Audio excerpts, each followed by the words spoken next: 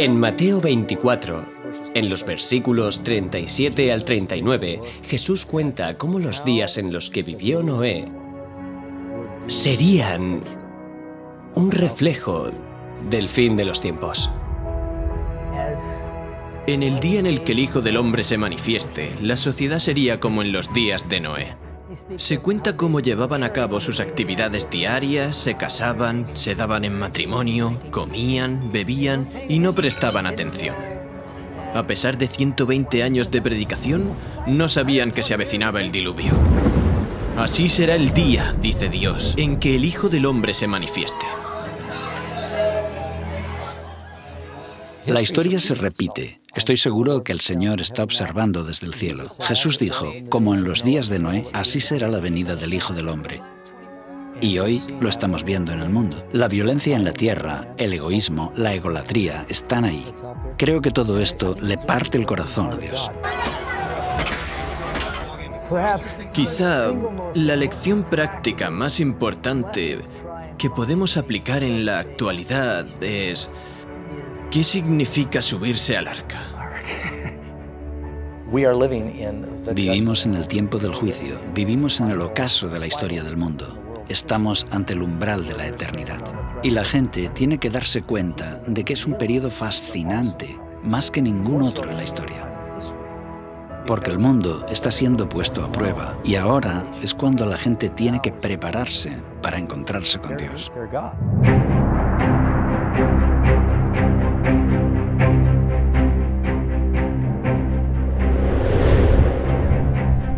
Lo que ocurrió antes del diluvio volverá a suceder justo antes de la segunda venida de Cristo. Aquellos que no tienen una perspectiva, que no estudian el mensaje de las Escrituras, seguirán con su vida como hasta ahora y no verán venir el final. Soy Jeff Reich, director de Layman Ministries. Lo que ahora vas a presenciar no se parece a nada de lo que hayas visto antes. No solo vamos a investigar la historia del diluvio, también buscaremos las raíces de la evolución y cómo ha influido en la sociedad occidental. Y lo más importante, veremos cómo la historia de Noé ayuda a explicar las páginas de la profecía bíblica. Esta es la historia de Noé y el diluvio, como nunca antes la habías visto.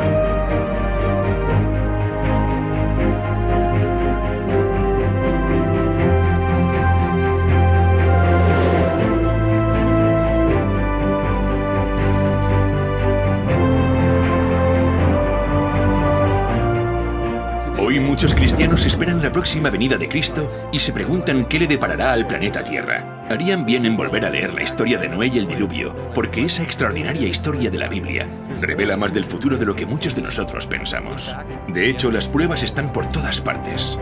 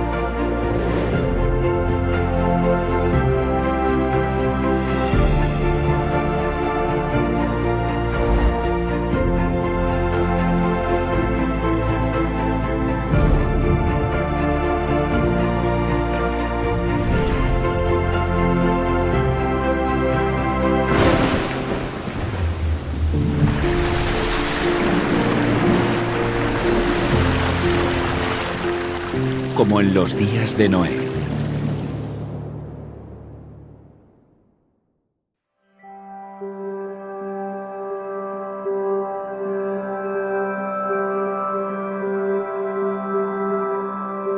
Dios es amor. Su naturaleza, su ley es amor.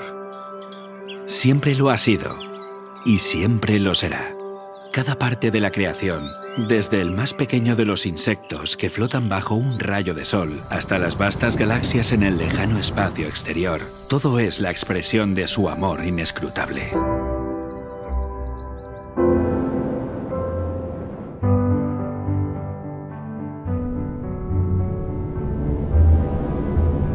No cabe duda de que el mundo antes del diluvio hablaba del amor de Dios.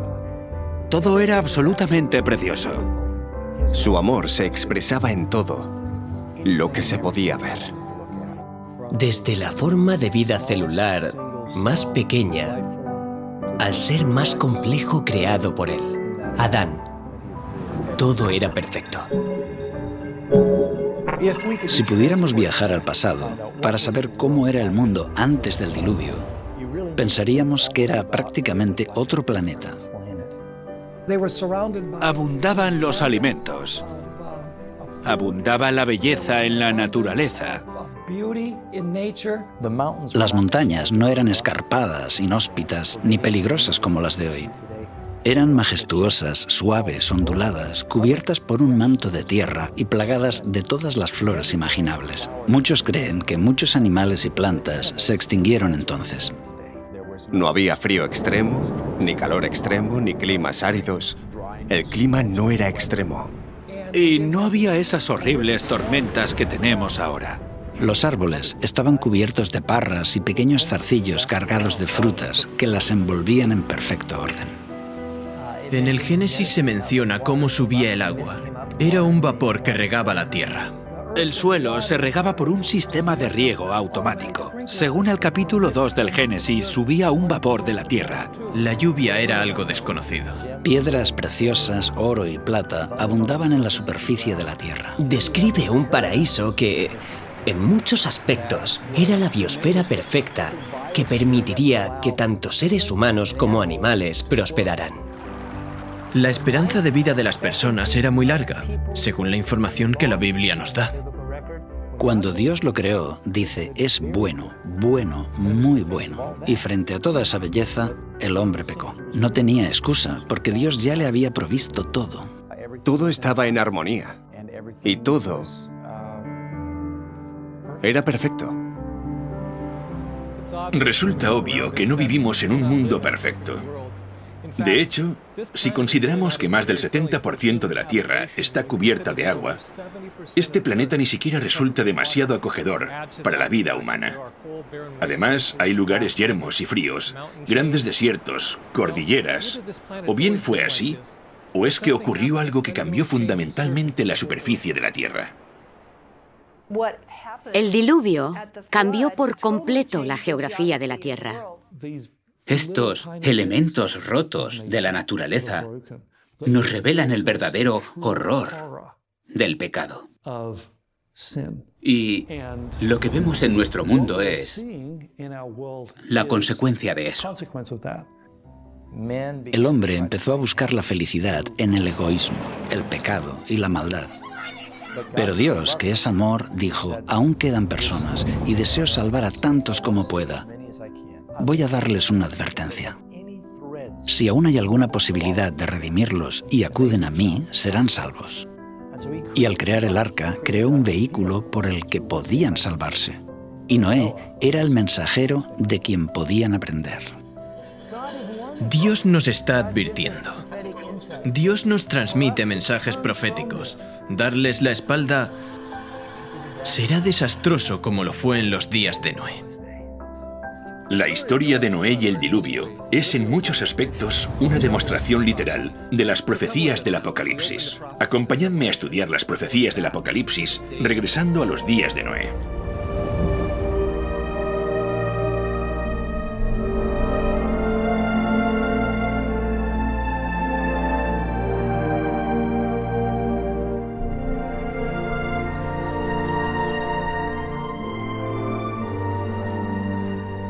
En los días de Noé había signos de decadencia, pero la tierra era aún rica y hermosa gracias a la providencia divina.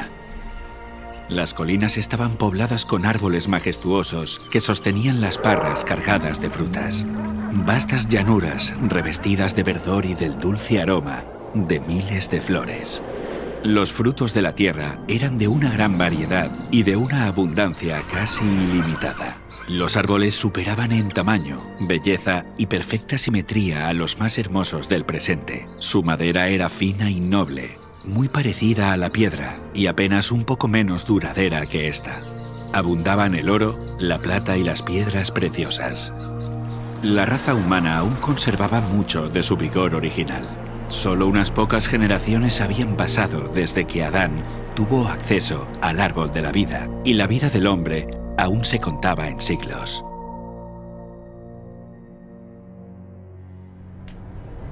Si aquel pueblo longevo se hubiera dedicado al servicio de Dios, con su capacidad de hacer planes y ejecutarlos, habrían hecho del nombre de su creador un motivo de alabanza en la tierra y habrían cumplido el motivo por el cual Él les dio la vida. Pero no lo hizo.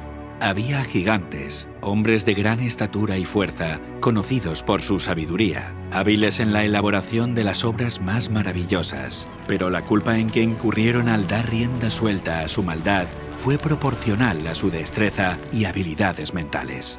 A estos hombres antediluvianos, Dios los colmó de dones, pero usaron su ingenio para glorificarse a sí mismos y los transformaron en una maldición, al poner sus afectos en ellos mismos, en lugar de aquel que se los había dado. Utilizaban el oro, la plata, las piedras preciosas y las maderas selectas en la construcción de mansiones, y trataban de superarse unos a otros en el embellecimiento de sus moradas con las más hábiles obras del ingenio humano. Solo buscaban satisfacer los deseos de sus orgullosos corazones y se deleitaban en escenas de placer y maldad.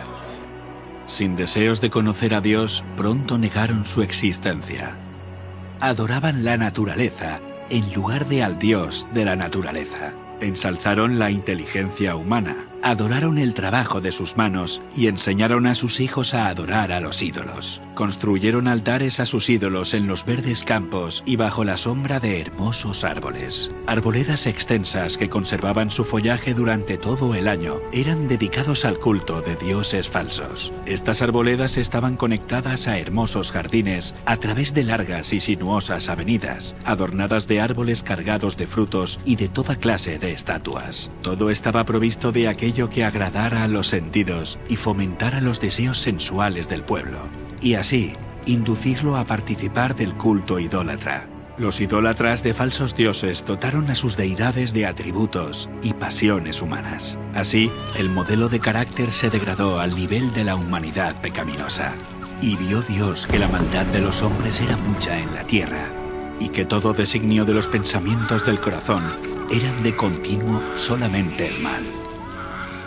Y se corrompió la tierra delante de Dios, y estaba la tierra llena de violencia. Dios dio a los hombres los mandamientos como una ley de vida, pero violaron su ley, y el resultado fue todo pecado imaginable. La maldad de los hombres era abierta y temeraria, la justicia era pisoteada, y los gritos de los oprimidos llegaban al cielo. El mundo estaba en sus comienzos, pero la maldad se había hecho tan profunda y general que Dios no pudo soportarlo más. Y dijo: raeré de sobre la faz de la tierra a los hombres que he creado. Declaró que su espíritu no contendería para siempre con la humanidad culpable. Si no cesaban de contaminar con sus pecados el mundo entero y sus ricos tesoros, Él los borraría de su creación y destruiría todas las cosas que con tanto amor les había brindado. Acabaría con los animales del campo y la vegetación, que les suministraba abundante abastecimiento de alimentos, y transformaría la bella tierra en un vasto escenario de desolación y ruina.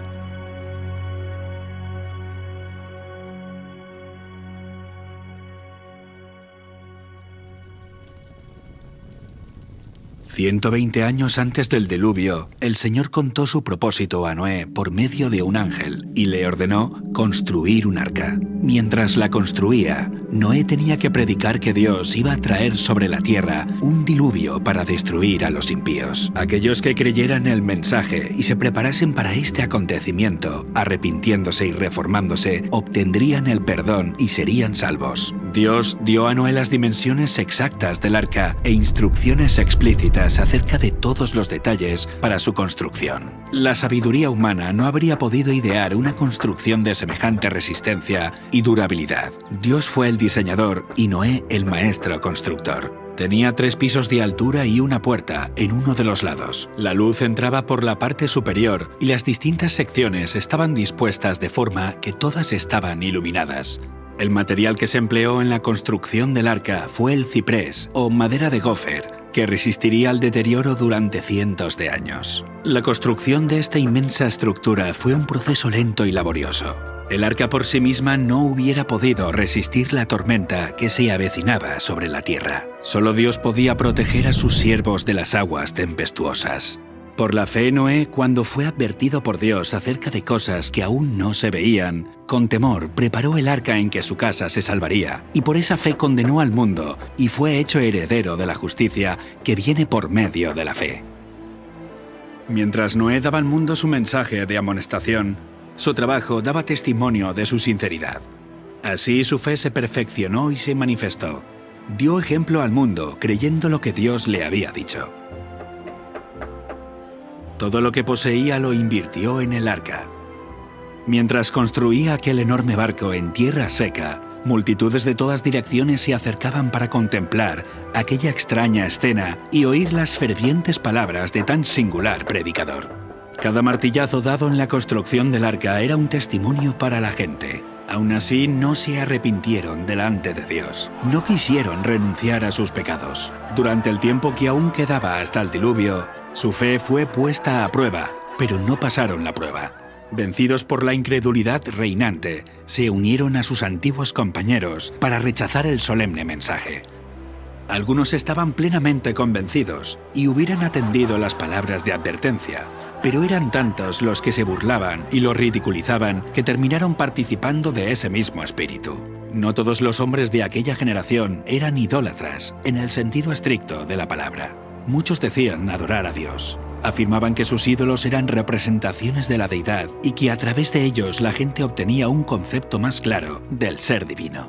Al tratar de representar a Dios mediante objetos materiales, cegaron sus mentes respecto a la majestad y el poder del Creador. Dejaron de ver la santidad de su carácter y la naturaleza sagrada e inmutable de sus requisitos. A medida que el pecado se generalizaba, este cada vez parecía menos grave y declararon que la ley divina ya no estaba en vigor, que era contrario al carácter de Dios castigar la transgresión, y negaron que sus juicios se dejarían sentir en la tierra.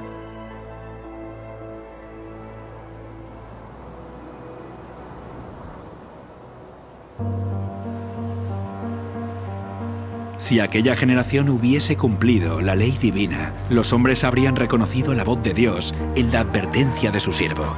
Pero al rechazar la luz, sus mentes se volvieron tan ciegas que realmente creyeron que el mensaje de Noé era un delirio. No fueron las multitudes ni las mayorías las que se colocaron de parte de lo justo. El mundo estaba en contra de la justicia y las leyes de Dios, y Noé fue considerado un fanático.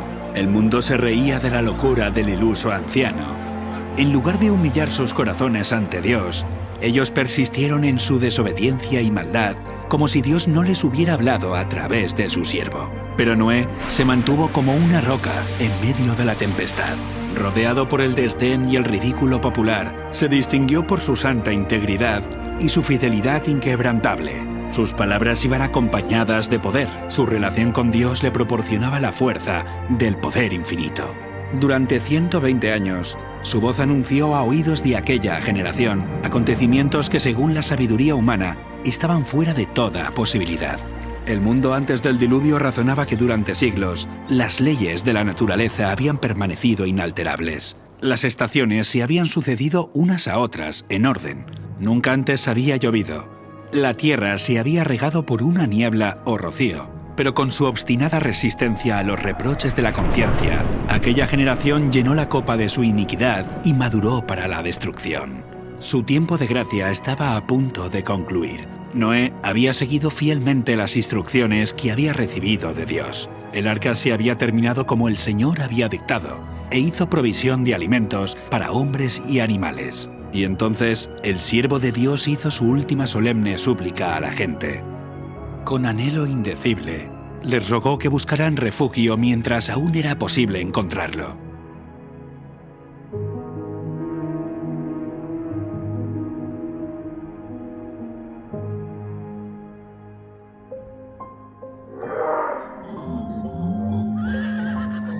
Animales de todo tipo, desde los más feroces hasta los más mansos, se veían venir desde las montañas y los bosques y dirigirse tranquilamente hacia el arca. se oyó un ruido como de un fuerte viento, y he aquí los pájaros, que venían de todas direcciones en tal cantidad que oscurecieron los cielos. Entraban en el arca en perfecto orden. Los animales obedecían a Dios, mientras que los hombres no lo hacían. Guiados por santos ángeles, de dos en dos entraron con Noé en el arca, macho y hembra, como mandó Dios a Noé. Y los animales limpios, de 7 en 7. El mundo contemplaba maravillado, algunos hasta tenían miedo. Llamaron a los filósofos para que explicaran aquel extraño suceso, pero fue en vano. Era un misterio que no podían comprender. Dios ordenó a Noé: entra tú y toda tu casa en el arca, porque a ti he visto justo delante de mí en esta generación. El mundo había rechazado las advertencias de Noé, pero su influencia y ejemplo habían sido una bendición para su familia. Como recompensa a su fidelidad e integridad, Dios salvó con él a todos los miembros de su familia.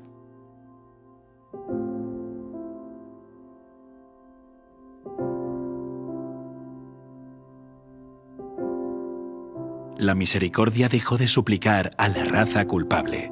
Los animales de los campos y las aves del aire habían entrado en su refugio. Noé y su familia estaban dentro del arca. Después, el Señor cerró la puerta. Se vio un relámpago deslumbrante y una nube de gloria aún más brillante descendió del cielo para colocarse ante la entrada del arca. La puerta maciza que no podían cerrar los que estaban dentro fue puesta lentamente en su sitio por manos invisibles. Noé quedó adentro y los que habían desechado la misericordia de Dios quedaron fuera. El sello del cielo fue puesto sobre la puerta. Dios la había cerrado y solamente Dios podía abrirla. Durante 7 días, después de que Noé y su familia hubieran entrado en el arca, no aparecieron señales de la inminente tempestad. Pero al 8º día, las nubes cubrieron los cielos. A estas le siguió el estallido de los truenos y el destello de los rayos. Pronto empezaron a caer grandes gotas de lluvia. El mundo nunca había presenciado nada parecido y el miedo asaltó el corazón de los hombres. Todos se preguntaban secretamente: ¿será posible que Noé tuviera razón y que el mundo esté condenado a la destrucción? El cielo se oscurecía cada vez más y la lluvia era más fuerte. Las bestias vagaban completamente aterrorizadas y sus aullidos discordantes parecían lamentar su propio destino y la suerte del hombre. Aquel día fueron rotas todas las fuentes del gran abismo y las cataratas de los cielos fueron abiertas. El agua se veía caer de las nubes como enormes cataratas. Los ríos se desbordaron de sus cauces e inundaron los valles. Torrentes de aguas brotaban de la tierra con fuerza indescriptible, arrojando al aire a decenas de metros rocas macizas que al caer se enterraban profundamente en el suelo. Los altares donde habían ofrecido sacrificios humanos fueron destruidos y los idólatras temblaron ante el poder del Dios vivo y comprendieron que la causa de su ruina fue su corrupción e idolatría. A medida que la violencia de la tempestad aumentaba, árboles, edificios, rocas y tierra fueron lanzados en todas direcciones. El terror de los hombres y los animales era indescriptible. Por encima del rugido de la tempestad podían escucharse los lamentos de un pueblo que había despreciado la autoridad de Dios. Muchos estaban frenéticos por el miedo y estiraban sus brazos hacia el arca, implorando que se les permitiera entrar. Pero sus súplicas fueron en vano. Se habían convencido que había un Dios en los cielos que lo gobierna todo. Algunos, en su desesperación, intentaron romper el arca para entrar en ella, pero la firme estructura resistió todos los embates. Otros se sujetaron al arca hasta que las embravecidas aguas los tiraron o se cayeron por la colisión con rocas y árboles. Todas las fibras de la maciza arca temblaban cuando era golpeada por los vientos inmisericordes, y una ola la arrojaba a la otra. Los rugidos de los animales que estaban dentro del arca expresaban su miedo y dolor. Pero en medio de los revueltos elementos, el arca continuaba flotando con toda seguridad. Otras personas se ataron juntamente con sus hijos en los lomos de poderosos animales, sabiendo que estos eran tenaces para conservar la vida y subirían a las cumbres más altas para escapar del agua que se iba elevando. Otros se ataron a elevados árboles en la cumbre de las colinas o las montañas. Sitio tras sitio que prometía seguridad era abandonado.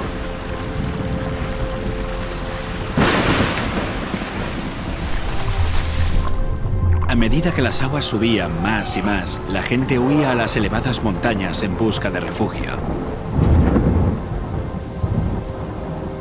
En muchos lugares, hombres y animales luchaban por el mismo sitio, hasta que ambos eran barridos por la furia del agua. Desde las cimas más altas, los hombres contemplaban un enorme océano sin costas. Las solemnes advertencias del siervo de Dios ya no eran objeto de ridículo y mofa. ¿Cuánto habrían deseado los pecadores condenados recuperar la oportunidad que habían dejado escapar? ¿Cómo rogaban que se les concediera una hora más de gracia, otra manifestación de misericordia, otra invitación de los labios de Noé? Pero ya no escucharían más la dulce voz de la misericordia. El amor, no menor que la justicia, exigía que los juicios de Dios pusieran fin al pecado.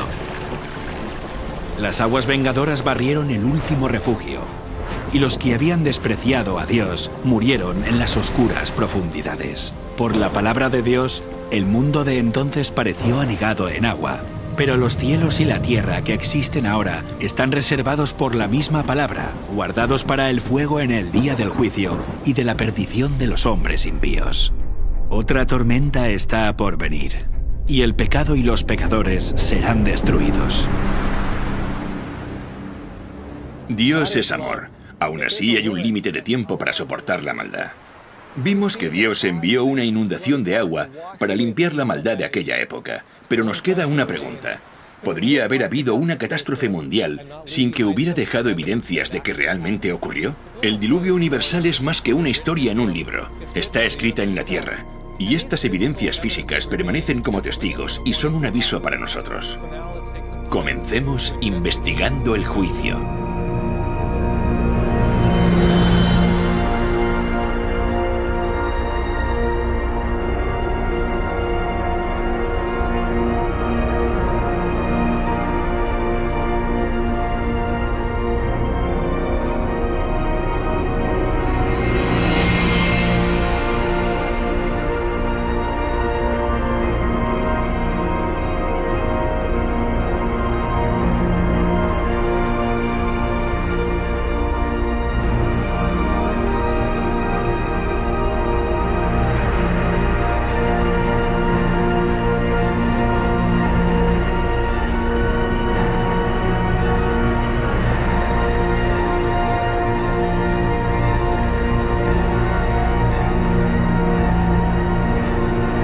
Investigando el juicio.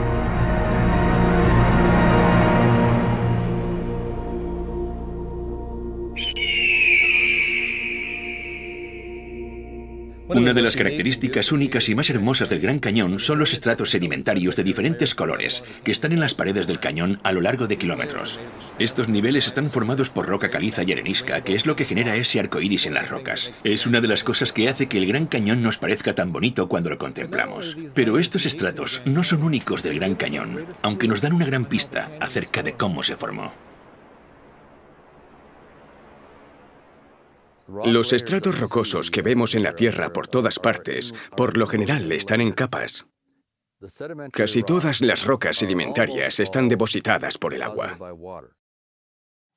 Vemos que los estratos de roca están formados por turbiditas. Los materiales de arrastre, junto con la sucesión de catástrofes, provocarían una acción turbidítica y el depósito de estos sedimentos. El agua trae lodo o arena o materiales más duros, los lleva y los deposita en un estrato.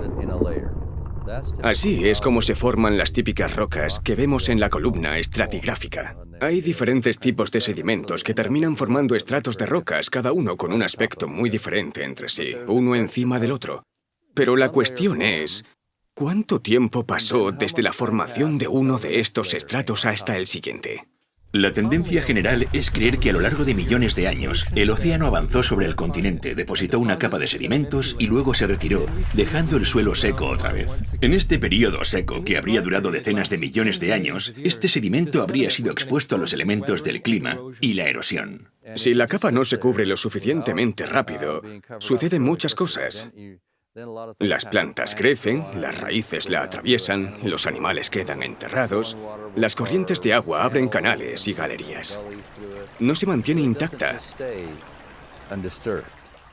Decenas de millones de años de acción atmosférica y erosión generarían una gran cantidad de irregularidades entre estos dos estratos, como por ejemplo colinas y valles, pero no es lo que vemos. Hay poca variación entre estos niveles. Son muy planas. Y el tiempo que debe pasar entre un estrato y otro, supuestamente, podría ser de 10 millones de años, de 15 millones, hasta de 150 millones de años, como se puede ver en cierto lugar del Gran Cañón, en los depósitos del Gran Cañón. Habría mucha erosión. De hecho, tanta erosión que todo el registro debería haberse borrado por completo. La tasa promedio de erosión es de unos 61 milímetros por cada 1000 años. Aplicando la tasa de erosión de 61 milímetros por cada 1000 años, a lo largo de un periodo de 150 millones de años, no deberíamos tener 90 metros de erosión, ni 900 metros de erosión, sino unos 9 kilómetros de erosión. Todos los sedimentos juntos que componen los estratos del Gran Cañón deberían haber soportado una erosión 6 veces mayor. A pesar de esto, los estratos son horizontales. Esto nos dice que se depositaron rápidamente en una sucesión muy rápida. ¿Es realista pensar que pasaron 150 millones de años y este estrato permaneció intacto?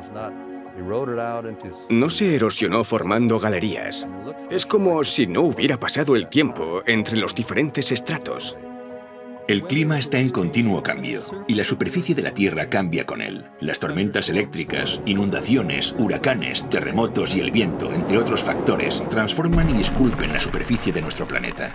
Estos elementos siempre depositan sedimento o erosionan los sedimentos presentes, provocando que las superficies se vuelvan irregulares. El tiempo hace que cambie. Así que cuando vemos los puntos de contacto entre estos estratos de sedimento y no constatamos evidencias de erosión o de acumulación, no encaja la idea de que pasaron millones de años sin que esta superficie se viera alterada. Estos estratos son de turbidita, que generalmente se ordenan de partículas gruesas a finas, lo que desafía los principios uniformistas. Esto confirma que los materiales se depositaron muy rápido. Cuando hay un espacio de 100 millones de años, tendríamos que tener una erosión de varios kilómetros. Sin embargo, el estrato es horizontal. Si se hubiera formado durante mucho tiempo, tendríamos que ver una erosión irregular entre estratos. La falta de erosión confirma que se trata de un periodo de tiempo corto, no uno largo. La horizontalidad de los estratos nos habla de un pasado completamente diferente. Y este es el tipo de información que encontramos en el diluvio del Génesis. No podemos ver la erosión de millones de años porque nunca existieron. Esto es lo que las rocas nos cuentan. Pero la erosión no es lo único que falta. De hecho, tampoco aparecen capas enteras de sedimento que representan millones de años.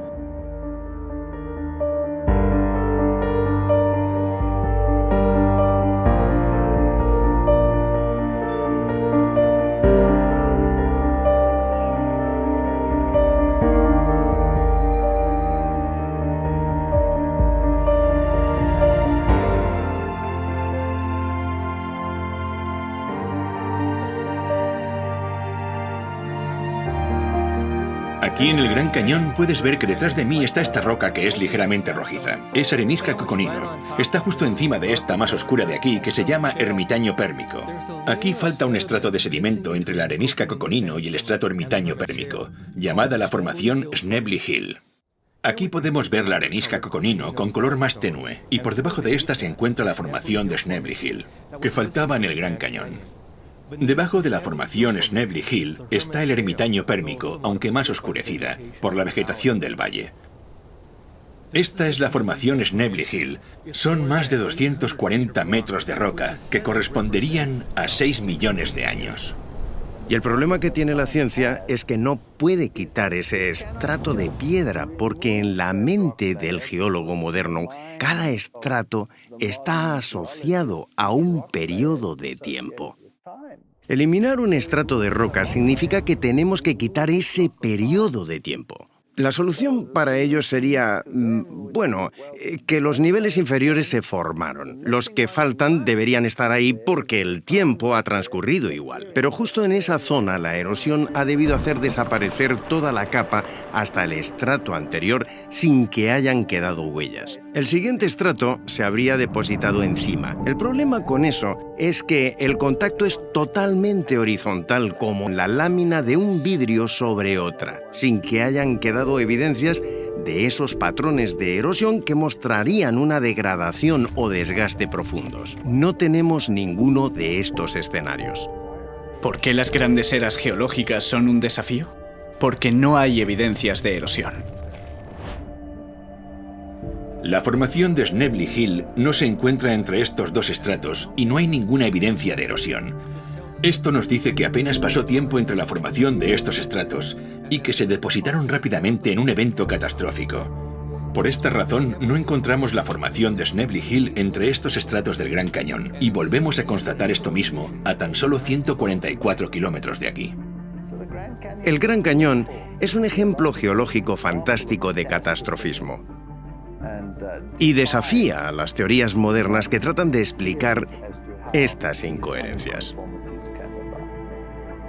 Aquí tenemos piedra caliza de Redwall, que descansa sobre la roca caliza de Moab. Entre estos dos niveles deberíamos ver la formación Temple Butte, que representa hasta 155 millones de años. En lugar de eso, no hay nada. No hay evidencia de los casi 10 kilómetros de erosión que esperaríamos ver durante este largo periodo de tiempo. No hay evidencias de erosión ni de la acumulación, solo un contacto en horizontal. Pero no puede haber un área con una superficie plana de 30 o 40, 50.000 kilómetros cuadrados y que se mantenga así durante 100 millones de años. Después de todo, 1 millón de años es tiempo suficiente como para erosionar 6 o 7 veces toda Norteamérica de su nivel actual hasta su base, hasta el nivel del agua. Aquí el contacto entre la roca caliza de Redwall y la roca caliza de Moab es horizontal, lo que demuestra que pasó poco o ningún espacio de tiempo entre ambos estratos. Los 150 millones de años que faltan entre estos dos estratos no se corresponden con la columna estratigráfica. Por esta razón, los servicios del parque han colocado una señal que confirma esta inconsistencia. Hemos visto solo unos pocos ejemplos de estas incoherencias, y en ninguna de ellas hubo ni erosión ni acumulación durante los supuestos periodos de millones de años. Este es un problema serio para los evolucionistas, pero no es nada en comparación con la llamada Gran Discordancia, un vacío de tiempo de más de 1.000 millones de años. Y adivina qué, el contacto entre estos dos estratos es plano, igual que los otros estratos. Es interesante que cuando descendemos al nivel del río Colorado, encontramos lo que se llama el período precámbrico. El material volcánico que se encuentra ahí es bastante duro y está muy mezclado. Por encima de este encontramos sedimentos del Cámbrico, que están depositados sobre este. Estos están mucho más organizados. Es un estrato encima del otro. Soy plenamente consciente de la gran discordancia, del Gran Cañón, entre el Precámbrico y el Cámbrico. No pasa inadvertida. Está presente todo el tiempo. La gran discordancia del Gran Cañón son 1.200 millones de años que faltan entre el nivel del Precámbrico y el Cámbrico. Durante este tiempo deberíamos observar 72 kilómetros de erosión irregular. Esto es tiempo suficiente como para erosionar los 40 kilómetros de la corteza terrestre 2 veces. Pero el nivel cámbrico yace horizontal sobre el nivel precámbrico. Y de nuevo el punto de contacto entre ambos es horizontal, lo que nos dice que la acumulación de estos estratos no es el resultado de 1.200 millones de años de erosión, sino la evidencia empírica de una catástrofe ocasionada por una amplia superficie de agua en un periodo de tiempo muy corto. En el nivel cámbrico, las cosas cambian de repente. La mayoría de las divisiones o filos de animales aparecen de pronto en el nivel cámbrico. No son solo especies aisladas, sino filos enteros aparecen de repente. Eso es asombroso. Un filo es una categoría muy amplia de animales. Por ejemplo, el filo molusca comprende desde todos los caracoles y las babosas hasta los calamares y pulpos, y todos estos animales pertenecen a este grupo. ¿Aparecieron simultáneamente? ¿Al mismo tiempo? Esto no deja mucho margen para los lentos procesos evolutivos. Aquí hay un problema grave para la evolución. Los evolucionistas son conscientes de ello y lo llaman la explosión cámbrica. La explosión cámbrica es el período de los estratos cámbricos donde tenemos registros fósiles de animales totalmente formados. Estos fósiles totalmente formados nos aportan los datos para nuestra investigación. Como el nivel precámbrico no contiene fósiles de animales, filos o especies intermedias, nos hace pensar en el origen de las especies como una serie de pasos evolutivos interconectados. Es solo una teoría. ¿Qué nos muestra? ¿Son pruebas de la evolución? Difícilmente. Son pruebas de la creación. Este nivel precámbrico llamado roca basal solo contiene fósiles de organismos unicelulares y algunas criaturas de cuerpo blando como gusanos y medusas. Esto encaja con el registro bíblico porque antes del diluvio no había patrones de clima severos o grandes catástrofes que enterraran o fosilizaran animales más grandes. Sin embargo, el nivel cámbrico que está inmediatamente por encima de esta es el primer nivel sedimentario que se depositó durante el diluvio. Es por eso que vemos que es aquí donde aparecen de pronto los animales, filos completamente formados. No hay evidencias de especies intermedias o lentos procesos evolutivos, porque esto nunca sucedió. Estos estratos de sedimentos en el Gran Cañón no son evidencia de la evolución. Son testimonios imparciales de un diluvio catastrófico. Cuando vemos el tamaño de estos depósitos, nos muestran que este diluvio catastrófico fue a escala mundial.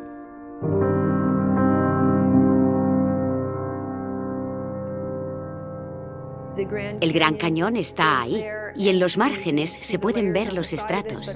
Pero todos esos estratos de cientos de kilómetros que van hasta Arizona, Utah y Wyoming y Montana hasta Canadá son los mismos estratos. La arenisca Tapiz que se encuentra en el fondo del Gran Cañón fue la primera capa que depositó el diluvio. Va desde México, pasa por toda América del Norte, hasta Groenlandia. La formación Morrison cubre 643.000 kilómetros cuadrados, desde Nuevo México hasta Canadá, y la arenisca de San Pedro cubre aproximadamente 800.000 kilómetros cuadrados. Cuando pensé en cómo estos estratos estaban dispuestos, todos están en horizontal. No hay interrupciones entre ellos. No es solo que los estratos se asentaron rápido, sino que entre uno y otro no hubo millones de años de erosión. La ausencia de la erosión entre los estratos sedimentarios en el Gran Cañón muestra que se depositaron rápidamente a consecuencia de una catástrofe. Pero además, el hecho de que estos estratos se extiendan cientos de kilómetros atravesando varios estados hasta Canadá muestra que la magnitud de la catástrofe fue mucho mayor de lo que el mundo haya experimentado en la actualidad.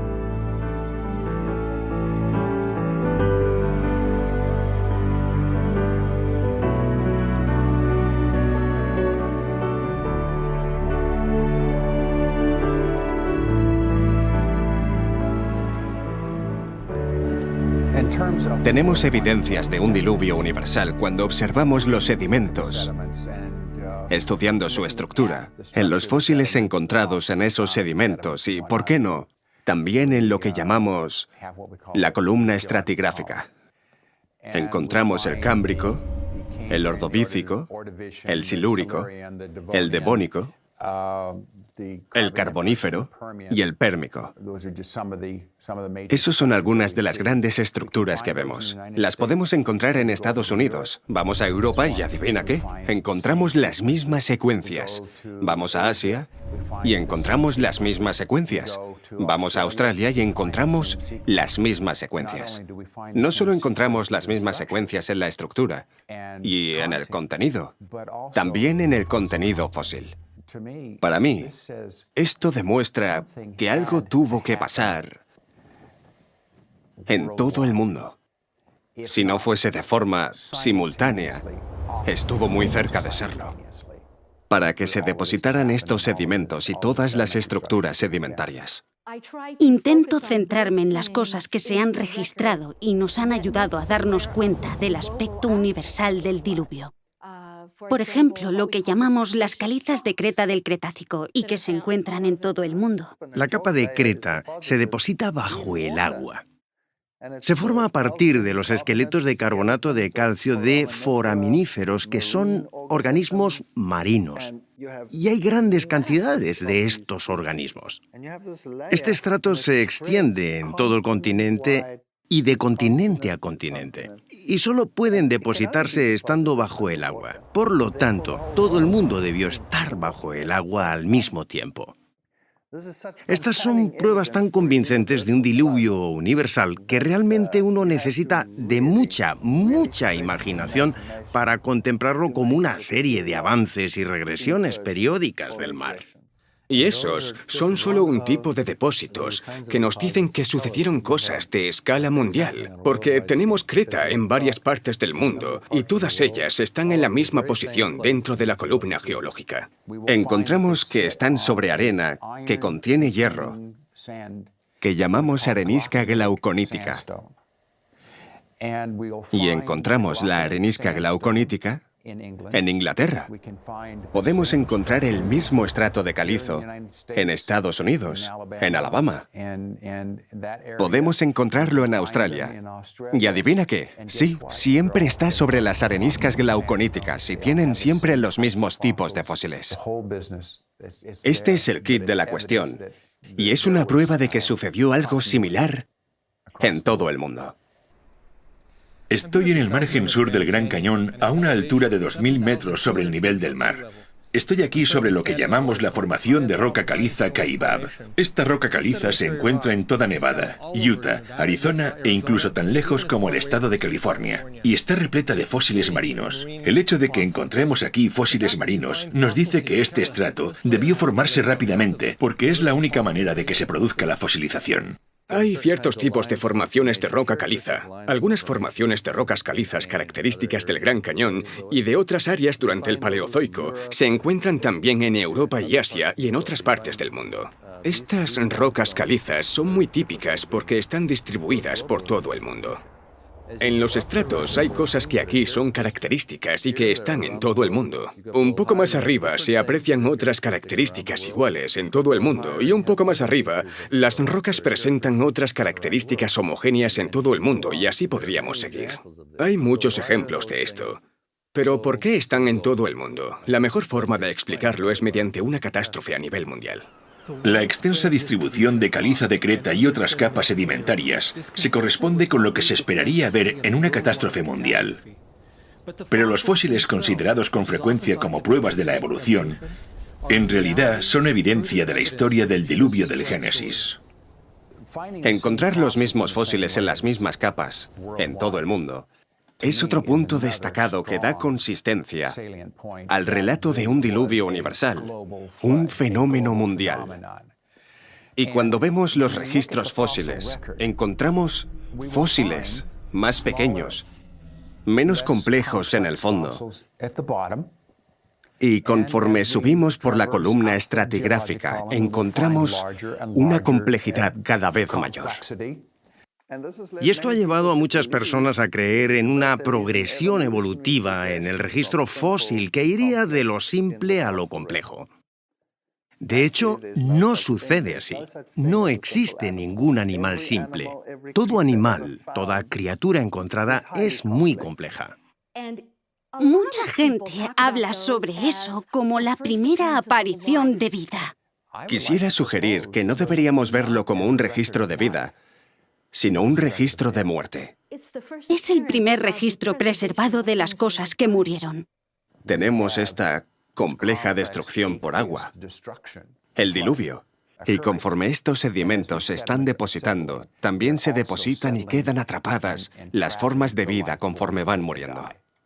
De más sencillos a más complejos a más complejos. Es obvio que si cubres un medio con turbidita, los seres que viven en el fondo quedarán enterrados en el fondo. Los que nadan en un nivel superior quedarán enterrados en un nivel más alto. y los que están en la parte superior los encontraremos arriba. Eso es exactamente lo que vemos. Encontramos que los peces están fosilizados en su posición de nado, algunas veces con comida en su boca. Es una muerte instantánea. Los fósiles solo se forman cuando se entierran con rapidez. Para tener un entierro rápido se necesita una catástrofe, una avalancha de barro provocada por lluvias intensas o por un diluvio. El hecho de que haya tantos fósiles en todo el mundo o en los mismos estratos demuestra un entierro rápido a escala mundial. Otra pista que señala que esto fue el resultado de un diluvio universal es el hecho de que estos animales fueron arrastrados a los llamados cementerios fósiles por corrientes muy fuertes. Cementerios fósiles.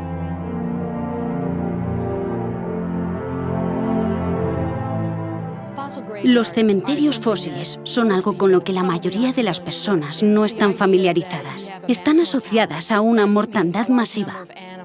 Eso significa que muchos animales murieron y fueron enterrados casi al mismo tiempo. Y probablemente el más popular de estos tipos de depósitos son los de dinosaurios. Pero hay zonas de concentración que siempre me han hecho pensar. Tenemos que entender cómo se comportan los sedimentos.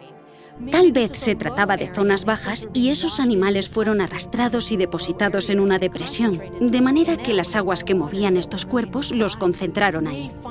Encontramos este tipo de cosas en todo el mundo.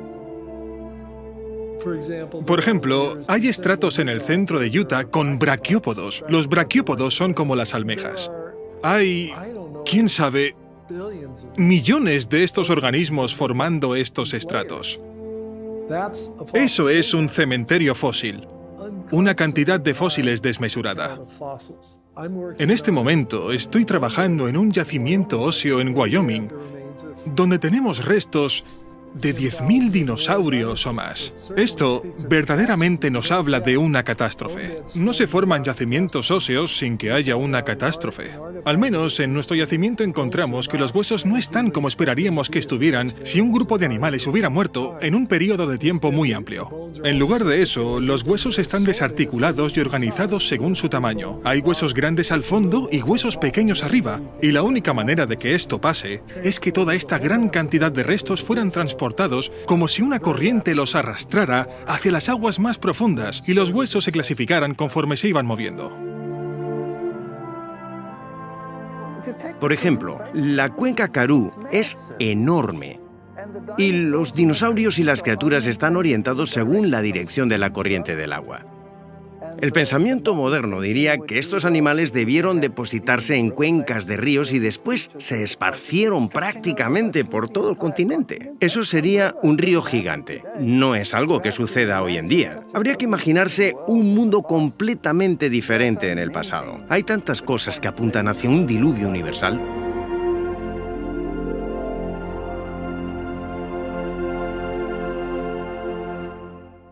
Las violentas fuerzas del diluvio arrastraron miles de animales a zonas donde se fosilizaron después. Sin embargo, en otras condiciones, los mismos restos de animales se convirtieron en carbón. El carbón aparece por una gran cantidad de plantas que se depositaron todas juntas y se compactaron y cambiaron su estructura química en carbón. Los depósitos de carbón pueden ser muy extensos, pueden ser pequeños, aunque un solo depósito puede llegar hasta 300 metros de espesor. Lo encontramos en estas vetas finas, con la base y la parte de arriba muy definidas, que no es la forma en la que crecen las plantas. Parece como si hubieran sido transportadas. Fueron evidentemente depositadas por el agua. Se encuentran organismos marinos en yacimientos de carbón que están situados en tierra. Esto desmiente cualquier historia que contradiga el relato bíblico. Encontramos grandes cantidades de carbón. En Wyoming tenemos millones y millones de toneladas de carbón. En Australia tenemos millones y millones de toneladas de carbón. En Europa tenemos, también en Pensilvania, y estos son solo algunos ejemplos. Cubren miles de kilómetros cuadrados y todos estos depósitos de carbón son del mismo tipo, en la misma posición dentro de la columna estratigráfica que se extiende hasta Europa y Rusia, y así podríamos continuar. La extensa distribución de estos depósitos de carbón es de escala mundial. Independientemente de su ubicación, estos depósitos de carbón también están en la misma posición en la columna estratigráfica, lo que demuestra que se depositaron al mismo tiempo. Por lo tanto, es lógico concluir que la formación de estos depósitos de carbón son el resultado de una catástrofe provocada por agua que sucedió a escala mundial, más o menos al mismo tiempo.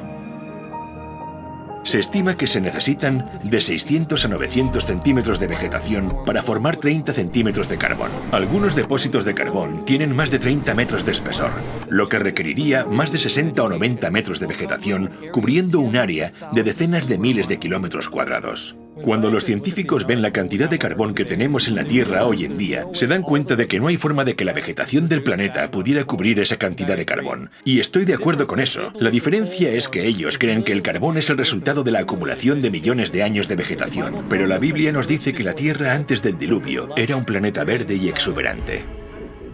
No es imposible que el carbón venga de la vegetación existente antes del diluvio.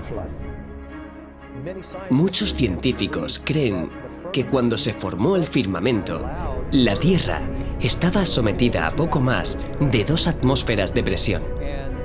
Estas 2 atmósferas de presión generarían un crecimiento muy abundante. Donde ahora vemos vastos desiertos, cordilleras y continentes helados, hubo una vez, antes del diluvio, tierra fértil y vastos bosques como nunca hemos visto. Encontramos grandes cantidades de petróleo en los desiertos del Medio Oriente, vestigios de sus antiguos paisajes verdes. Los científicos encontraron en los testigos perforados en la Antártica que el continente antes era un bosque tropical cubierto de palmeras. Los vastos bosques enterrados en la Tierra durante el diluvio y que después se han transformado en carbón y petróleo, forman los extensos yacimientos que vemos hoy en día. Estas son solo algunas de las muchas evidencias que testifican el amor de Dios por el hombre, mediante la creación de un planeta verde y exuberante, y que fue destruido por una catástrofe mundial ocasionada por el agua tal y como la Biblia lo registra. El diluvio es un evento que concuerda con lo que vemos en geología, en términos de una creación de Dios en solo 6 días hace unos pocos miles de años, tal y como la Biblia lo describe.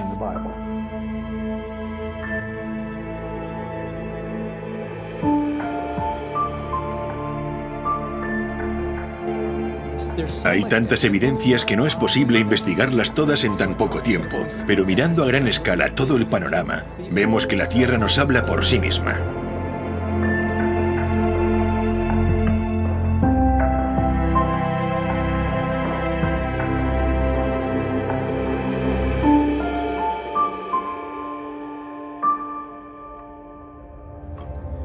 Hemos visto cómo no hay erosión entre los diferentes niveles de estratos horizontales del Gran Cañón, lo cual nos dice que estas capas se depositaron rápidamente y no a lo largo de millones de años. Hemos visto que la magnitud de esta catástrofe tuvo que ser al menos tan grande como el tamaño de algunos de estos estratos que formó, y que incluso se extiende a otros continentes, lo que confirma su impacto mundial. Hemos analizado cómo no hay rastro de erosión en estas capas sedimentarias durante los supuestos cientos de millones, o incluso miles de millones de años, mostrando que esto no concuerda con el modelo evolutivo. Comprobamos que en el primer estrato sedimentario se encuentran animales fósiles completamente formados, y no en etapas evolutivas progresivas. Hemos visto cómo la existencia de fósiles en estas capas son la evidencia de que fueron rápidamente enterrados, ya que algunos fósiles de peces se encuentran con comida en su boca y en posición de nado. Encontramos que los grandes cementerios fósiles son una sólida prueba de que miles de animales muertos, peces, mamíferos e incluso aves, fueron arrastrados juntos y depositados en depresiones donde quedaron cubiertos y fosilizados. Hemos visto cómo los depósitos enormes de carbón y petróleo que ahora encontramos solo pudieron formarse por la compactación de la vegetación existente de una tierra verde y exuberante que fue destruida y enterrada. Vimos cómo el estrato de creta del Cretácico, formado por el diluvio, cubre todos los continentes tal y como cabría esperar en una catástrofe mundial. Cuando miramos estas pruebas en perspectiva, ¿qué vemos? La propia Tierra nos dice que una vez fue diezmada por una catástrofe mundial provocada por el agua.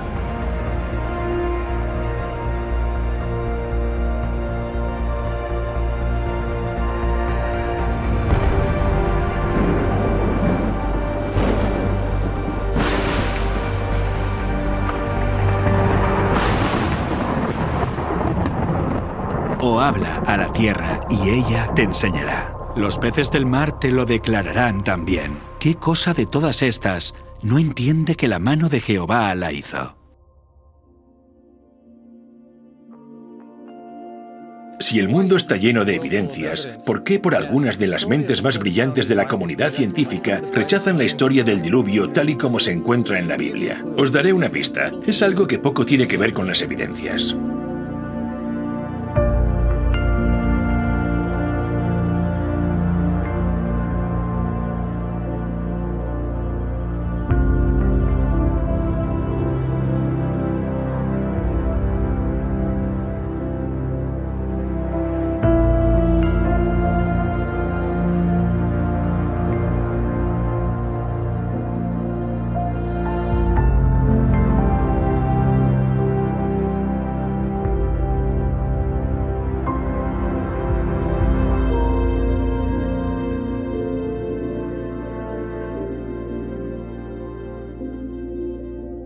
La Biblia nos da una explicación de la historia.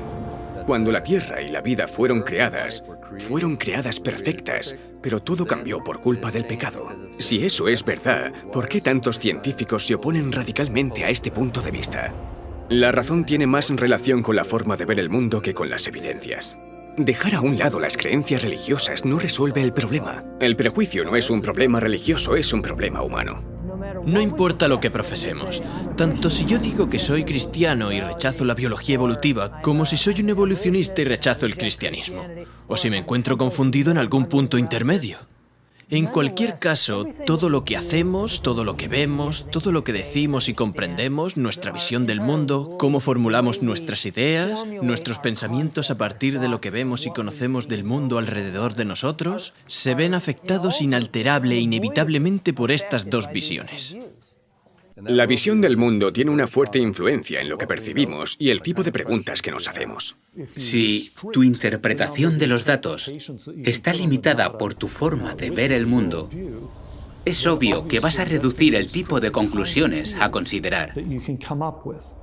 Así que, por ejemplo, cuando tienes una visión del mundo materialista y observas las células, estas máquinas moleculares increíbles que yo tanto disfruto estudiando, o la información registrada en el ADN, hay ciertas teorías que puedes considerar a partir de los datos recogidos.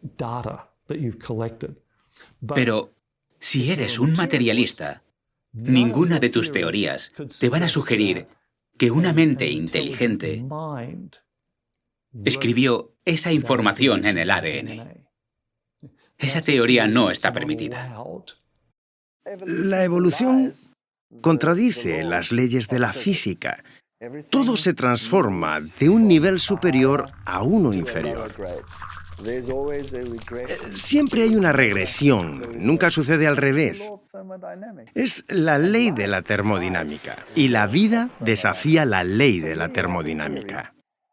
Así que tenemos una teoría que básicamente viola cada una de las leyes de la física y aún así es una de las teorías más reconocidas e incluso está protegida por la legislación. Es increíble. La ciencia se define como una exploración sistemática que construye y organiza el conocimiento en forma de explicaciones comprobables y predicciones sobre el universo. El problema que tiene la evolución es que sus explicaciones no se pueden comprobar. La evolución necesita que algo que no está vivo pueda por sí mismo crear algo vivo.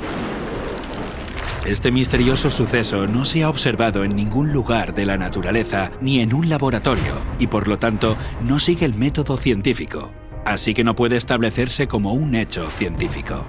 Toda la vida se compone de ADN, una forma muy compleja de organizar la información. La razón por la que los procesos naturales no pueden ni nunca producirán vida es porque los procesos naturales no generan ni organizan información. La organización requiere de inteligencia. Donde vemos evidencia de organización, vemos evidencia de Dios. Por lo tanto, la revelación más suprema que el estudio de la ciencia y del mundo natural puede otorgarle a la humanidad es el descubrimiento de lo sobrenatural. A pesar de esto, el prejuicio del orgullo humano y el empeño del hombre por mantener una visión del mundo sin Dios influye en nuestros tribunales e instituciones educativas que hasta la fecha ordenan por ley que se enseñe la evolución como un hecho infalible. La gente me pregunta, ¿por qué la ciencia parece estar cada vez más segura de mantener una explicación evolucionista sobre el origen de la vida? ¿Es porque tenemos más datos? No, en realidad no es eso. Es porque esa visión del mundo nos da confianza, nos atrae cada vez más, y pienso que en parte se debe a las batallas políticas sobre lo que tiene que enseñarse en las escuelas públicas. Cuando dicen que tienes que enseñar eso, entonces básicamente lo que están diciendo, en mi opinión personal, es que todos los profesores tienen que mentir, porque tienen que proclamar esa teoría que es una hipótesis de la ciencia moderna. Cuando hay otras teorías que explican mejor lo que vemos y que están excluidas. Si expusieran a los estudiantes ambas teorías para que pudieran compararlas y elegir, sería justo. Pero la forma en la que se está haciendo ahora está fuera de toda lógica. En los libros de texto no se habla de Dios, ni en los libros de texto científicos, ni en los artículos científicos. Dios no aparece. Pero, ¿y si Dios existe? Así no hay forma de encontrar la verdad. De esa forma, la visión del mundo limita las cosas. Una de las cosas que realmente aprecio de la visión bíblica del mundo y que adoptan los cristianos es que es liberadora. No podemos decir que toda la realidad es solamente lo que podemos ver físicamente. No hay nada que nos diga que esa es la única realidad. Prefiero un enfoque más amplio. Incluyamos a Dios dentro de las posibilidades y volvamos a mirar las evidencias científicas. Las evidencias científicas apuntan a Dios. Cuando alguien dice, bueno, no me voy a involucrar con la religión o con la Biblia porque no es ciencia, creo que está siendo innecesariamente limitado y elimina la posibilidad de investigar algo que puede ser real.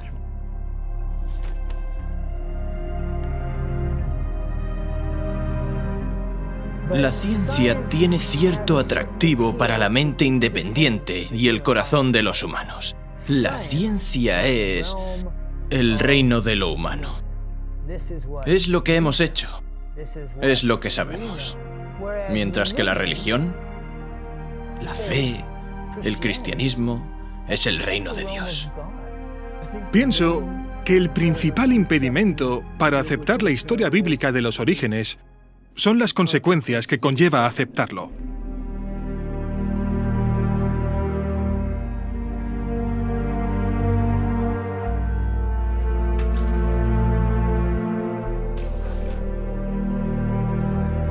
El problema de poner a Dios dentro del debate es que inevitablemente nos recuerda la cuestión de la responsabilidad moral. Decir que hay moralidad en el paradigma evolutivo es engañarse a uno mismo. No puedes creer en un ser supremo y otros seres inferiores sin que esa relación tenga que definirse de alguna manera. Intuitivamente, reconocemos que esa es la ley moral.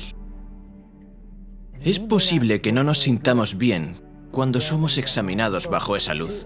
Así que para escapar del concepto de juicio, para escapar de la responsabilidad moral, hay una tendencia natural a querer olvidar al Creador. En consecuencia, cosas como la historia del diluvio, las pruebas que aún son visibles en la Tierra, son cosas para las que, a veces subconscientemente, nos gusta encontrar una explicación alternativa. Nos sentimos cómodos escapando de la idea de responsabilidad moral.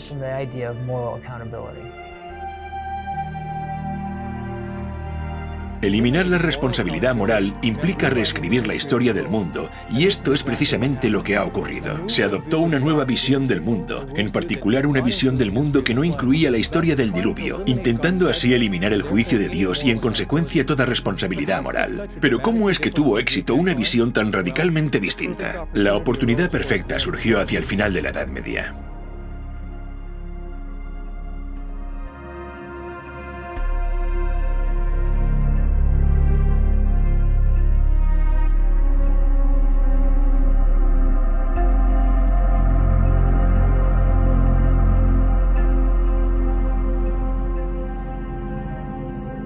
Cuando miramos la cultura popular de nuestros días, la historia del diluvio no es algo que generalmente se acepte como literal. Así que es muy fácil decir que nadie cree en eso. Bueno, eso nos lleva a preguntarnos, ¿qué pasó con los últimos miles de años? Y la respuesta es, todo el mundo cree en eso. De hecho, la historia del diluvio universal se ha escrito en todas las épocas, en las culturas de todo el mundo. Todas las culturas tienen la historia de un diluvio. Todas enseñan lecciones sobre esta historia. En cada cultura las lecciones son diferentes, pero lo creían. ¿Por qué no lo creemos ahora? A veces los estudiantes me preguntan cómo la ciencia llegó a tener el punto de vista que tiene ahora, que niega los milagros y tiene una fuerte reticencia a creer en la creación. Para comprender eso tenemos que ir a la historia. Nuestra sociedad ha estado sometida bajo toda una estructura de pensamiento intelectual fabricada y dirigida a desacreditar la historia del diluvio, la historia del mundo y la historia de la creación.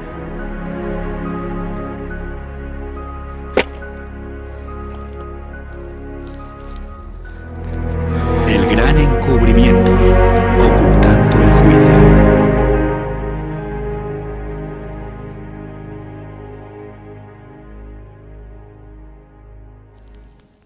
Toda la superficie de la Tierra ha cambiado a consecuencia de una catástrofe provocada por el agua. Y estas evidencias tan abrumadoras no pueden borrarse ni eliminarse. Así que en las mentes de los que rechazan la historia del diluvio, necesitan reinterpretarse. Y así es como pasó. Durante toda la Edad Media, algunos sectores de la sociedad eran muy autocráticos y dogmáticos y perseguían a la gente, lo que hacía que la vida fuera muy difícil para las personas. Los reprimían. ¿Y quiénes hacían eso? Bueno, eran los gobiernos y la Iglesia. Una de las cosas que el hombre más desea obtener es el dominio sobre el hombre. Durante el periodo medieval, la Iglesia era la que gobernaba el mundo. Durante el medievo, a lo largo de un periodo de 1500 años, la Iglesia Católica dominó en toda Europa. Mantuvo este dominio casi universal de forma inflexible. Durante los últimos 1500 años, uno de los escenarios de conflicto con la Iglesia Católica a la hora de desarrollar la libertad de pensamiento fue el campo de la ciencia. Son bien conocidas las historias de científicos que tuvieron conflictos con la Iglesia. Desde Galileo, pasando por Newton, Copérnico hasta Francis Bacon. Probablemente Galileo sea el más famoso. Promovió el heliocentrismo. El Sol era el centro y todos los pequeños planetas dando vueltas. Pero a la Iglesia no le gustó por diferentes ideas filosóficas. Poner la Tierra como el centro era importante desde el punto de vista filosófico. Era una marca de perfección en la creación de Dios. Y no fue popular la idea de que la Tierra no estaba donde se suponía que estaba y que los otros planetas no daban vueltas en círculos perfectos. La Inquisición llamó a Galileo, lo puso bajo arresto domiciliario, lo amenazó con severos castigos, posiblemente la muerte. Por desgracia, muchas veces recordamos esta historia para mostrar que entre el cristianismo y la ciencia hay un antagonismo que no se puede resolver.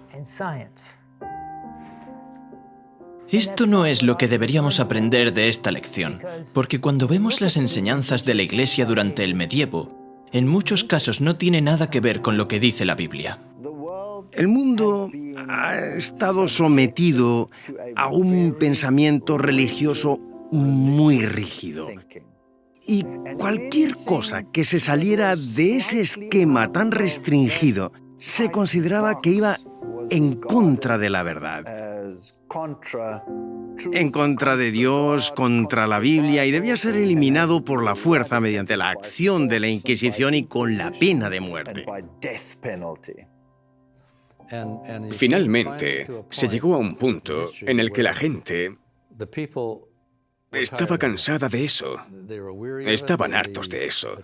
La Iglesia perdía credibilidad por culpa de eso, por la manera en la que trataban a la gente. Los gobiernos, la gente estaba harta de cómo los gobiernos los habían tratado, y esto hizo que los eruditos comenzaran a desvincularse de la autoridad y de estas instituciones autocráticas. Se veía a Dios como un Dios vengativo, que acechaba en el bosque esperando a que el transgresor hiciera algo mal. Y los reyes gobernaban no con amor, sino con codicia. Controlaban no por amor, sino a través del miedo. Y esto incluía a la Iglesia.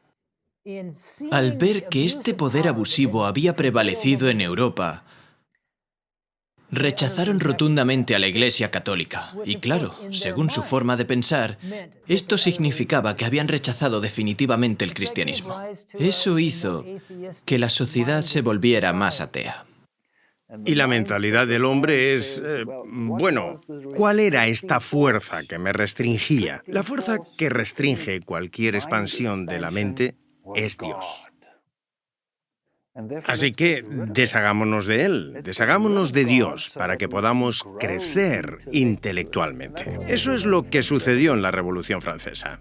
En lugar de someter a las masas a sus dogmas en sumisión ciega, el trabajo de Roma dio como resultado convertirlos en infieles y revolucionarios. Consideraron que su avaricia y crueldad eran fruto de la Biblia y no aceptarían nada de eso. Roma había malinterpretado el carácter de Dios y ahora los hombres rechazaban a la Biblia y a su autor. Esto automáticamente desencadenó en la Revolución Francesa y la total anulación del poder de la Iglesia que se había mantenido sobre la gente por más de 1000 años. En la Asamblea Nacional de Francia, la turba revolucionaria declaró que solo se rendiría culto a la razón. Presentaron a una mujer hermosa adornada con un manto azul y la proclamaron la diosa de la razón. Encumbraron a la diosa de la razón. La razón tomó el lugar de la fe en Dios. Llevaron a esta mujer en carruaje a Notre Dame, destruyeron la iglesia y predicaron semanalmente el ateísmo. Los franceses respondieron a los siglos de opresión y persecución que habían sufrido por parte de la Iglesia Católica, estableciendo una nueva forma de gobierno. En lugar de una nación con una visión cristiana del mundo, aunque distorsionada y dominada por la Iglesia Católica, a la sociedad se le inculcó una visión ateísta del mundo, desprovista de cualquier influencia cristiana, y a esto se le llamó la Ilustración. No querían tener nada que ver con Dios. Veían a Dios como un tirano. Se forzaba a la gente a creer. Así que quitemos ahora a Dios de la ecuación. Y eso ocurrió en la Revolución Francesa. Pasamos de un punto donde Dios era el centro a hacer que todo se basara en la razón. El ateísmo surgió en Francia con mucha fuerza. Mira lo que pasó en Francia. Se quemaba la Biblia, se destruía. Y a esto lo llamaron la era de la Ilustración. Así que aparece esta ilustración que elimina por completo a Dios. Los sacerdotes católicos fueron excluidos de todos los estamentos de la sociedad francesa y fueron los que sufrieron la tasa de mortalidad per cápita más alta. Los ánimos estaban muy revueltos y se volcaron en contra de la Iglesia. En la mayoría de los casos, eso significó que renunciaron al cristianismo. En un esfuerzo por defender la ciencia y la razón como los nuevos ideales de la sociedad, los esfuerzos de las corrientes ateas se enfocaron en descristianizar Francia durante el período conocido como el Reinado del Terror. Se capturó y ejecutó a los sacerdotes. Las iglesias y los monumentos religiosos sufrieron vandalismo o fueron destruidos. La palabra santo se eliminó de las señalizaciones de las calles. Se prohibió el culto a Dios. Quemaron públicamente la Biblia al grito de guerra de los infieles franceses que decían «aplasten al despreciable», refiriéndose a Cristo y lo que su iglesia representaba. Muchos fueron asesinados mientras oraban de rodillas y sus cuerpos eran abandonados mientras caían en sus mismos lugares de adoración. En los bosques donde se reunían los cristianos se colgaban cadáveres de los árboles y estaban esparcidos por todas partes. Todo esto perteneció al movimiento ateo llamado la Ilustración, y quienes deseaban destronar a la Iglesia Católica de siglos de tortura y matanza ahora hacían los mismos crímenes. La culminación de los eventos que provocó la Ilustración y luego la Revolución Francesa parecían indicar la muerte del cristianismo. Todo pasó como lo hubiera querido Satanás. Su política es el engaño, y su propósito es traer al hombre dolor y miseria para desfigurar la obra de Dios, estorbar sus planes divinos de benevolencia y amor, y así causar dolor en el cielo. De esta forma, mediante las artes del engaño, lleva al hombre a culpar a Dios como si toda esta miseria fuera resultado de los planes del Creador. Cuando el pueblo descubrió que el romanismo era un engaño, optó por hacerle creer que todas las religiones eran engañosas y la Biblia una fábula. Parecía como si el papado fuese a morir.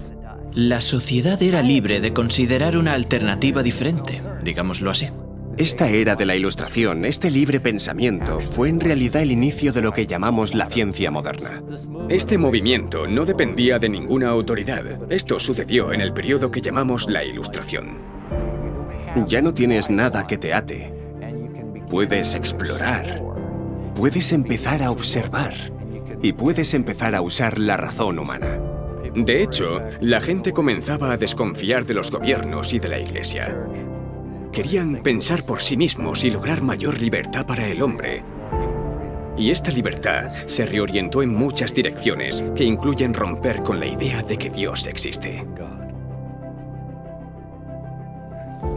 De no ser por la Revolución Francesa y la idea de que Dios no está involucrado en el proceso y la razón sustituye a Dios, el pensamiento evolucionista no habría encontrado un suelo fértil donde crecer.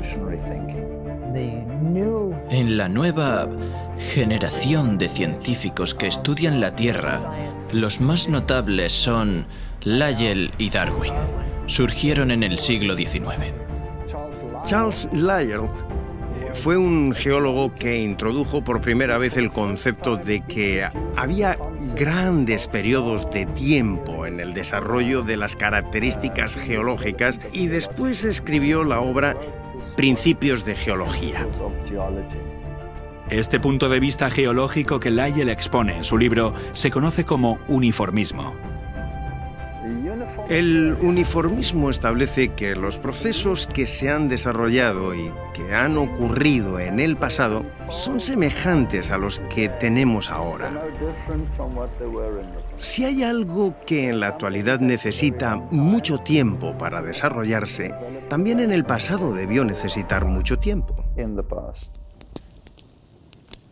El uniformismo es en lo que se basan para hablar de millones de años tan importantes para la teoría evolucionista. La aceptación generalizada del principio uniformista ya se predijo en la Biblia como una de las razones principales para que en el tiempo del fin la gente niegue tanto la creación como el diluvio universal. En los postreros días vendrán burladores, andando según sus propias concupiscencias, y diciendo, ¿dónde está la promesa de su advenimiento? Porque desde el día en que los padres durmieron, todas las cosas permanecen así como desde el principio de la creación. Es por eso que el uniformismo enseña que todas las cosas han seguido con el mismo ritmo desde el principio.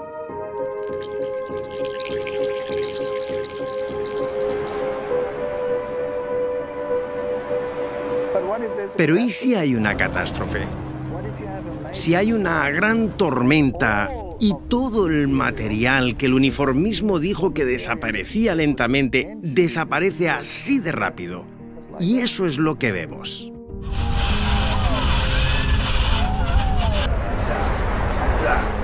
La percepción de que las cosas permanecieron iguales desde el comienzo de la creación es una filosofía que Dios advirtió que caracterizaría el sistema de creencias en los últimos días, y se nos advierte que esta actitud llevaría a las personas a ignorar voluntariamente que el mundo de entonces pereció anegado en agua. La profecía dice que ignoran voluntariamente, lo que significa que serían reacios a considerar toda evidencia acerca del diluvio. Y es precisamente así como Charles Lyell describió su punto de vista. Cuando Lyell escribió sobre los fósiles dijo: no podemos explicar su posición actual a causa de un diluvio universal. Aborrezco profundamente a los más grandes académicos, los principios en los que construyeron sus fundamentos en el aire y que todo se basa en un milagro. Como naturalista, Charles Lyell rechazaba todos los milagros como una forma de explicación, pero no fueron sus observaciones científicas las que le llevaron a esta conclusión. Fue el compromiso con su propia visión del mundo. Él reveló sus prejuicios contra la historia del diluvio bíblico cuando escribió en una carta que la nueva interpretación de las eras geológicas liberarán la ciencia de Moisés. Estas ideas pasaron de Charles Lyell a un joven estudiante universitario de 22 años, Charles Darwin. Cuando se comisionó a Charles Darwin para viajar en el Beagle, uno de los libros con los que viajó fue el libro de Charles Lyell, Principios de Geología. Iba leyendo esta información y llega a las Islas Galápagos y ve estos pinzones. Y estos pinzones eran tan variados que entonces se le ocurre que obviamente estos pinzones han tenido que evolucionar de una sola pareja que llegó a las islas y todas las variedades evolucionaron a partir de ese momento. Y resulta que los planteamientos geológicos encajan con esto. Esto debió haber tomado su tiempo.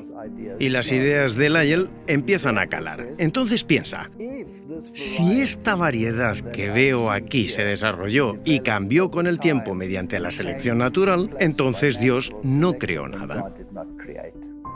Charles utilizó las ideas de Lyell sobre las grandes eras geológicas y las aplicó a la biología. De esta forma dio a la evolución algo de lo que antes carecía, un mecanismo científico con el cual operar. A Darwin se le ocurrió una nueva teoría, la de la selección natural, y fue un bombazo. Eso fue lo que le dio credibilidad. Ahora hemos encontrado un mecanismo que puede explicar este cambio a lo largo de grandes periodos de tiempo. Más adelante, Darwin se convirtió en un amigo cercano de Lyell y algunos dicen que fue la persona que más influyó en la vida de Darwin. Darwin opinó sobre la visión de Lyell acerca del diluvio y dijo: Lyell está convencido de que ha conseguido hacer temblar la fe en el diluvio con mucha más eficacia sin haber dicho palabra en contra de la Biblia que si lo hubiera hecho de otra forma. A mediados del siglo XIX, las cosas empezaron a cambiar. Hacia finales de ese mismo siglo, la comunidad científica empezó a excluir a Dios de sus interpretaciones. Ahora, Dios había sido expulsado del abanico de explicaciones de la comunidad científica. He aquí solamente esto he hallado, que Dios hizo al hombre recto, pero ellos buscaron muchas perversiones. La teoría de la evolución se ha convertido en el fundamento de nuestra sociedad en todo el mundo, y los resultados catastróficos de esta creencia pueden verse en todas partes, en la negación de la responsabilidad moral, en la negación de Dios y por lo tanto, en la negación del diluvio. Pero la evolución, más que ninguna otra creencia, ha llevado a la sociedad a un nivel de maldad como el que existía en los días de Noé. Y vio Jehová que la maldad de los hombres era mucha en la tierra, y que todo designio de los pensamientos del corazón de ellos eran de continuo solamente el mal. Crueles y malos, así es como Dios definió los pensamientos del hombre antes del diluvio. Esto se aplica aún más a nosotros cuando consideramos lo que la Biblia tiene que decir sobre los pensamientos de los malvados. El malo, por la altivez de su rostro, no busca a Dios. No hay Dios en ninguno de sus pensamientos. Cuando la Biblia dice que no hay lugar para Dios en sus pensamientos, lo que está diciendo es que Dios está totalmente ausente en su mente. En los días de Noé había mucha maldad en la tierra. Era una sociedad sin Dios que no le buscaba ni tampoco pensaba en él. Con esto en mente podemos ver el total cumplimiento de la profecía de Jesús, tal como sucedió en los días de Noé. Así será el día en que el Hijo del Hombre se manifieste.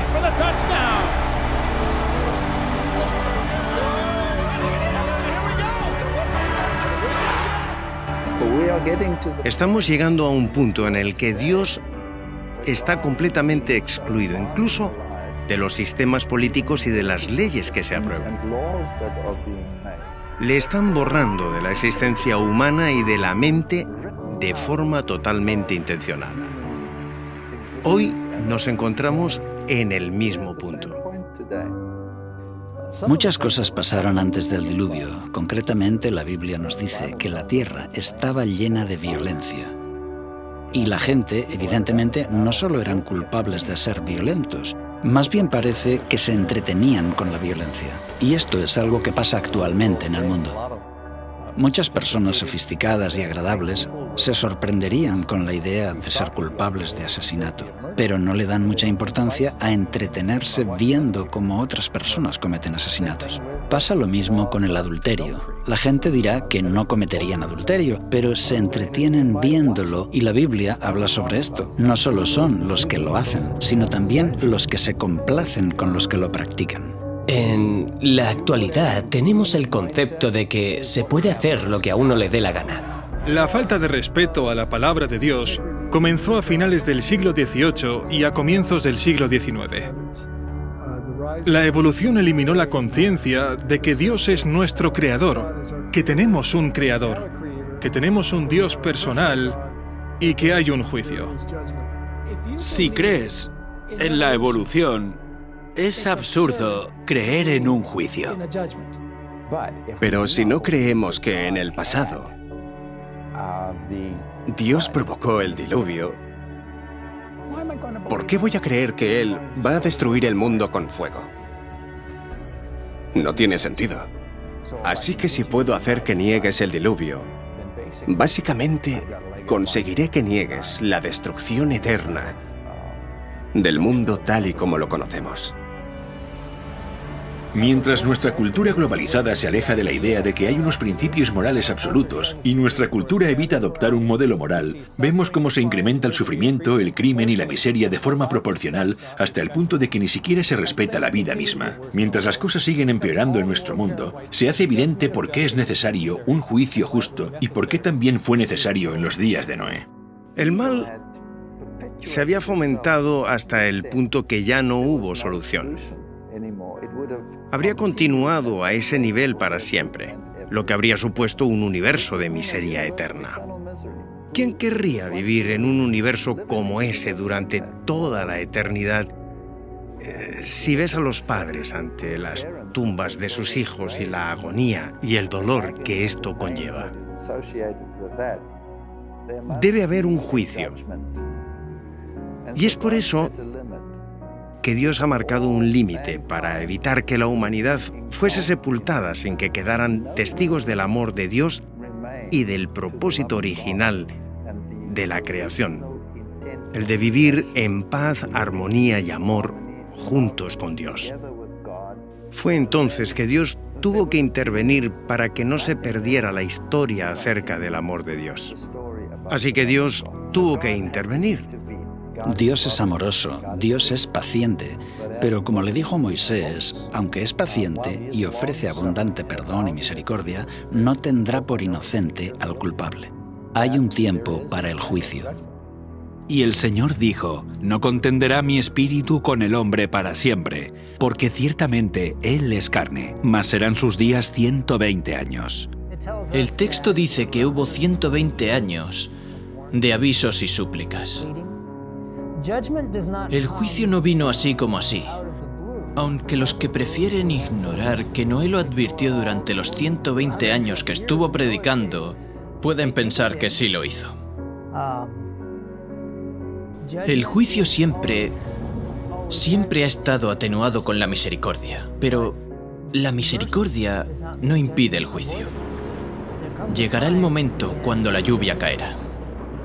Y Él destruyó el mundo con un diluvio. Y esta destrucción es la garantía de que vendrá otro juicio después de este. Y la Biblia dice que el siguiente juicio será por fuego. Y no vendrá en forma de diluvio de nuevo. Puede haber inundaciones intermitentes, pero el juicio final será por fuego. por lo cual el mundo de entonces pereció anegado en agua. Pero los cielos y la tierra que existen ahora están reservados por la misma palabra, guardados para el fuego en el día del juicio y de la perdición de los hombres impíos. En los días de Noé, el mundo fue bautizado por agua. Segunda de Pedro 3 dice que cuando el Señor regrese, será bautizado con fuego. Después de esto, Él hará un cielo nuevo y una tierra nueva. Podemos decir que después del bautismo por agua en los días de Noé, la tierra nació de nuevo. Pero Dios protegió a Noé y a su familia. En la segunda venida también habrá un bautismo de fuego y Dios protegerá a su pueblo. El mismo mensaje que tenemos en el libro de Génesis se predicará de nuevo en el tiempo del fin.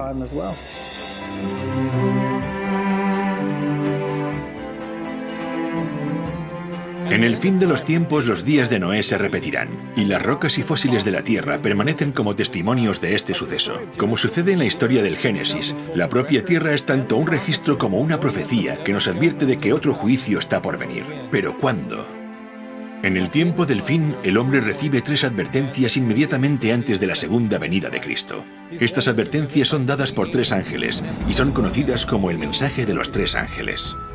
Cuando en los días de Noé se dio el mensaje del juicio, fue la hora del primer juicio de la tierra. Ahora, en el tiempo del fin, el mensaje del primer ángel se hace eco de la advertencia de Noé al anunciar: la hora de su juicio ha llegado. En la segunda parte de los días de Noé, investigaremos estos mensajes y también descubriremos en qué año se anunció la hora del juicio y cuándo comenzarán a contar los días de Noé para la última generación.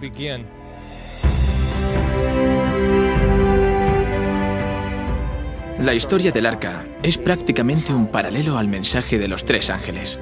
El mensaje de los 3 ángeles de Apocalipsis 14 son el último mensaje de Dios al mundo. Es un mensaje sobre el fin del tiempo y es un mensaje que prepara al mundo para la venida de Cristo.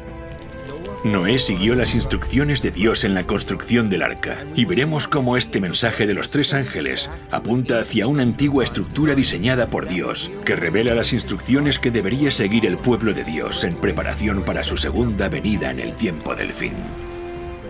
El mensaje del primer ángel nos dirige hacia la verdad. El mensaje del segundo ángel nos muestra la falsificación. Y el mensaje del tercer ángel dice: elige. Y Noé exhortó a que la gente decidiera. Así que, decide.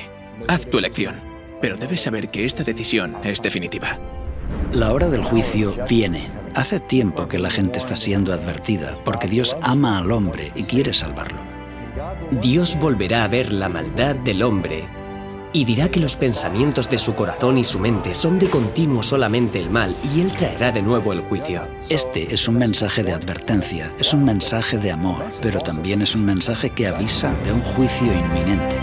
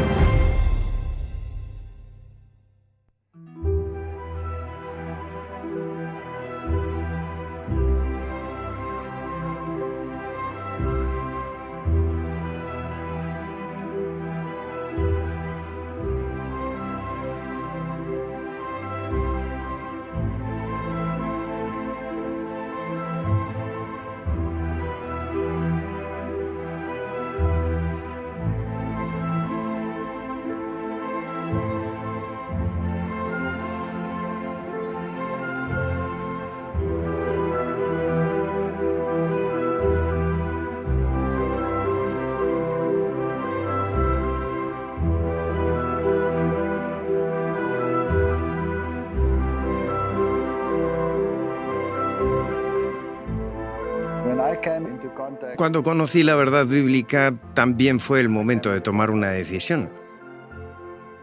Era ateo y la profecía me dijo que había un Dios. Así que he tenido que tomar decisiones, y las decisiones son difíciles.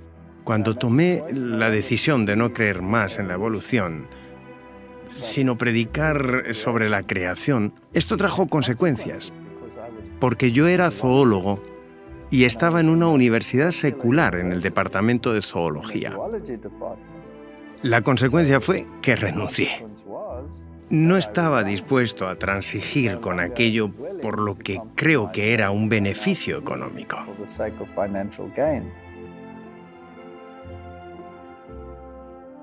¿Sabes? Para mí hay muchas cosas que dan valor y solemnidad a la historia del diluvio.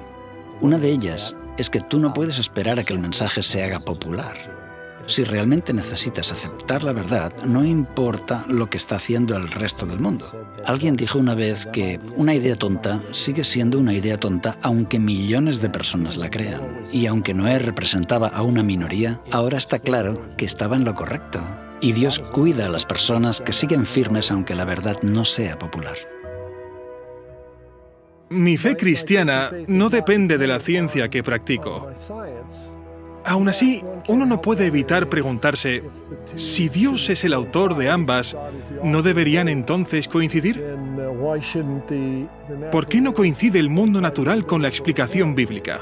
Estoy deseando ver cómo hacemos ciencia de calidad y avances en relación a nuestro conocimiento del mundo, usando la Biblia como punto de partida. Esto me ha motivado y ciertamente ha hecho crecer mi confianza en la palabra de Dios. Y doy gracias por eso.